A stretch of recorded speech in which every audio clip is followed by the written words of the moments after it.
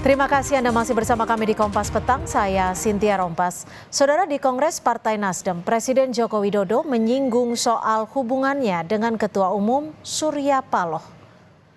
Awalnya, Presiden memuji hubungannya dengan Surya Paloh memiliki sejarah dan cerita panjang, membawa Jokowi menjadi Presiden Republik Indonesia. Namun kemudian Jokowi menyindir soal pernah sepakat dengan Surya Paloh, tapi seminggu kemudian berbeda. Jokowi juga bilang ada pihak yang datang beramai-ramai dan pergi meninggalkan ramai-ramai. Namun Presiden tidak menjelaskan pihak yang dimaksud.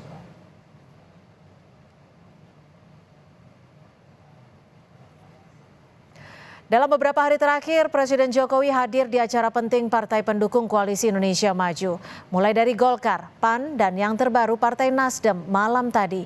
Di hadapan Surya Paloh, Presiden Jokowi menyindir ada pihak yang datang beramai-ramai dan pergi meninggalkan ramai-ramai. Siapa yang dimaksud Presiden Jokowi? Kita berbincang dengan Direktur Eksekutif Poltreking Indonesia, sudah ada Mas Hanta Yuda. Mas Hanta, ini siapa sebenarnya yang dimaksud oleh Presiden Joko Widodo nih? Datang beramai-ramai, pergi meninggalkan juga beramai-ramai.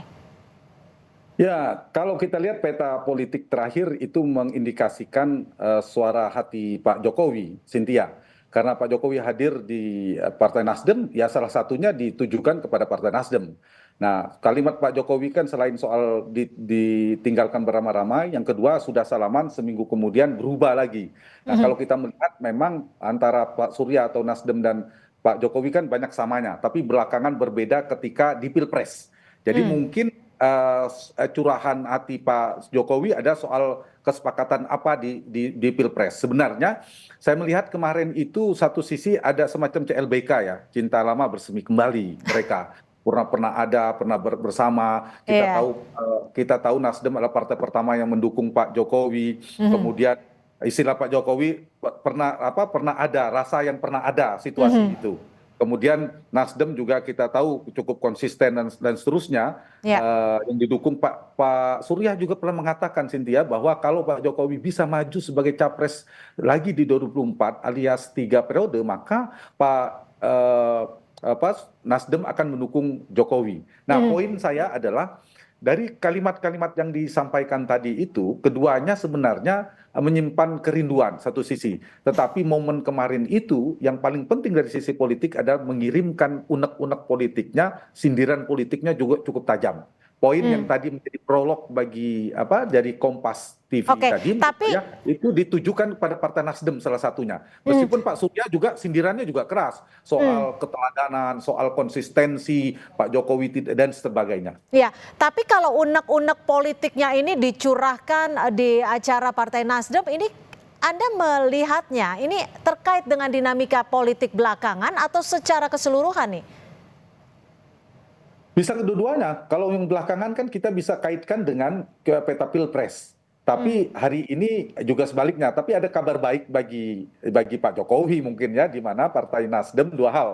Partai Nasdem di Pilkada DKI membatalkan mencalonkan Anies Baswedan sebagai calon gubernur DKI. Kalau kita gubernur DKJ, daerah khusus Jakarta. Kalau kita bicara kekinian. Yang kedua, kabar baik bagi Pak Jokowi, menyenangkan hati di mana Partai Nasdem sudah tegas tidak hanya akan tuntas mendukung pemerintahan Pak Jokowi hingga 2 bulan ke depan, tapi juga sudah cukup jelas dan tuntas akan masuk dalam pemerintahan Prabowo Gibran.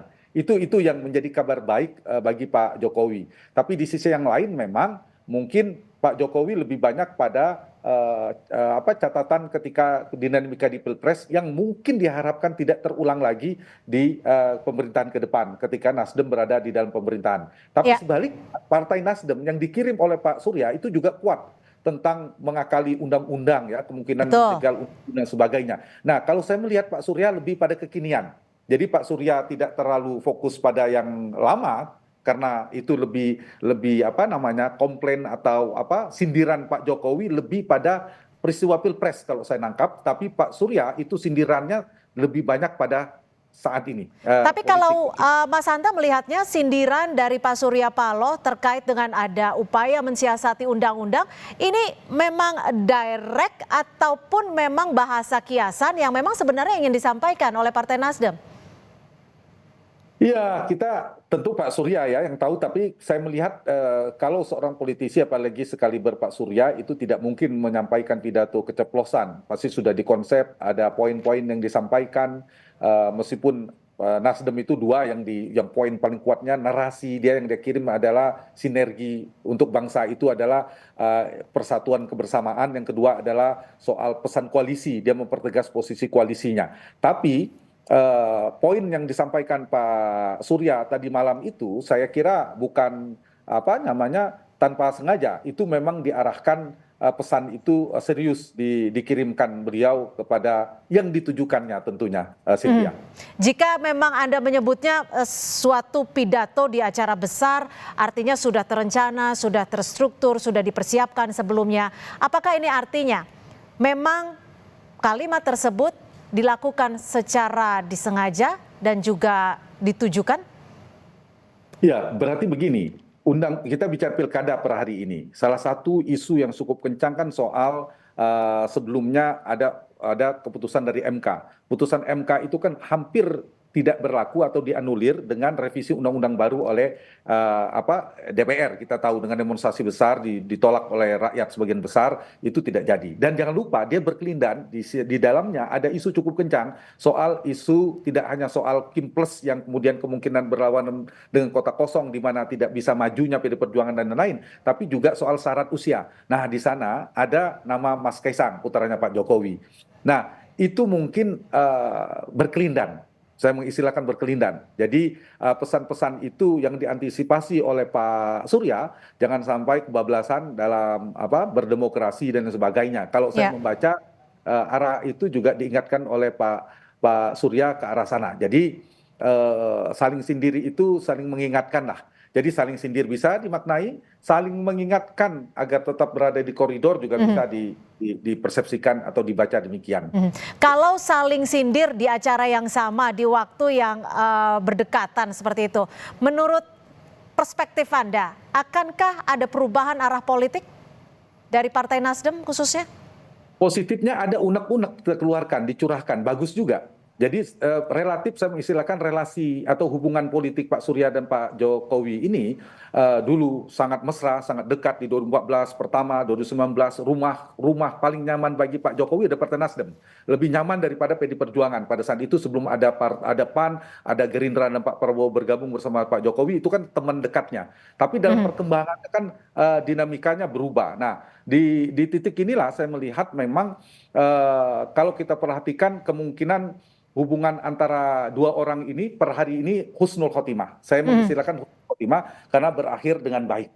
Tapi apakah ada tendensi bahwa pertanyaan Cynthia tadi Nasdem akan berubah pilihan? Saya belum melihat ke sana. Untuk konteks dua hal ya. Perubahan itu dua kan arahnya di Jakarta dalam konteks 3-4 hari ke depan. Mungkinkah keluar dari Kim Plus kemudian mendukung Anies atau yang lainnya, atau yang kedua Partai Nasdem memilih bersama PD Perjuangan menjadi kekuatan oposisi. Per hari ini saya belum melihatnya, tapi poin justru yang dipertegas oleh Pak Surya tadi malam itu adalah mengirimkan tentang pesan narasi persatuan, tapi juga koalisi. Jadi Ya. bukan hanya dengan Pak Jokowi, dengan Pak Prabowo akan bersama Prabowo Gibran di 10 tahun 5 tahun ke depan. Jadi poinnya adalah saya melihat Pak Surya sudah mengumumkan kepada publik akan bergabung ke dalam pemerintahan. Cuma tetap ada yang digarisbawahi, Partai Nasdem tetap independen. Jadi kalau dalam Oke. teori organisasi partai politik, tingkat kelembagaan Partai Nasdem ini cukup independen, tidak terkooptasi. Jadi Apalagi artinya ada pesan juga yang ingin ataupun ya, ditekankan oleh Ketum Partai Nasdem. berada di dalam pemerintahan Mas tapi Hanta, tetap kritis, kira-kira begitu. Mas Hanta, saat menghadiri acara-acara besar partai, ada Golkar, PAN, dan semalam Partai Nasdem, ini kan ada pesan yang disampaikan Jokowi. Saat PAN dibagilah kursi tambahan, saat Golkar disebutlah bahwa partai yang paling adem. Sebenarnya apa yang ingin dibentuk, makna yang ingin disampaikan oleh Presiden Joko Widodo? Pak Jokowi sama membangun narasi tentang ingin membangun rekonsiliasi politik dalam konteks politik normatif ya kebangsaan. Sisi yang lain sebenarnya juga bisa dibaca sebagai ingin membangun Kim Plus yang terkonsolidasi.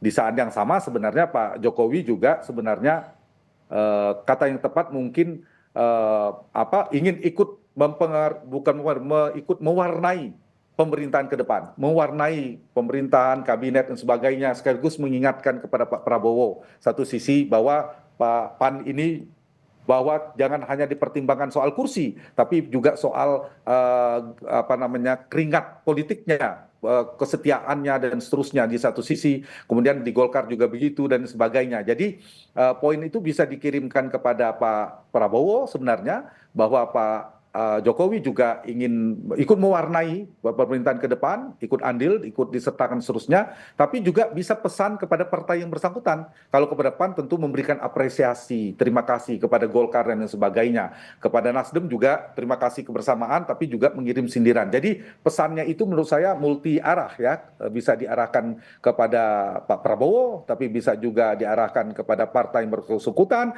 tapi juga kepada publik. Kepada publik ada membangun politik kebersamaan, politik bangsa, narasi rekonsiliasi. Jadi ke publik itu membangun pesan kebersamaan, citra positif tentunya kepada Pak Prabowo juga kira-kira itu mengingatkan, kemudian kepada partai juga disampaikan seperti itu.